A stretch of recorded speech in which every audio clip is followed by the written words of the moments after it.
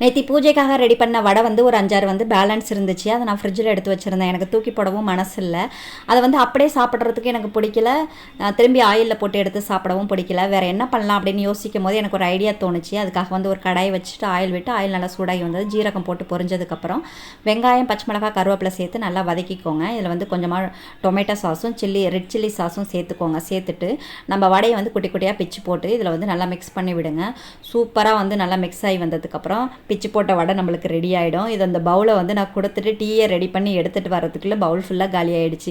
வடை பிடிக்காத குழந்தைங்க கூட கண்டிப்பாக விரும்பி சாப்பிடுவாங்க. வேணா ட்ரை பண்ணி பாருங்கள். இதில் கொஞ்சம் நான் சாஸ் கம்மியாக போட்டிருந்தேன். இன்னும் கொஞ்சம் கூட போட்டிங்கன்னா இன்னும் சூப்பராக இருக்கும்.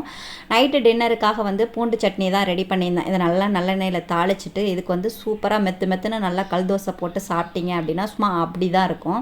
அதெல்லாம் ரெடி பண்ணி சாப்பிட்டுட்டு குட்டி பாப்பா ஜாலியாக இந்த மாதிரி விளையாடிட்டு இருந்தா. அவள் கூட நாங்களும் டைமை சூப்பராக ஸ்பெண்ட் பண்ணியாச்சு.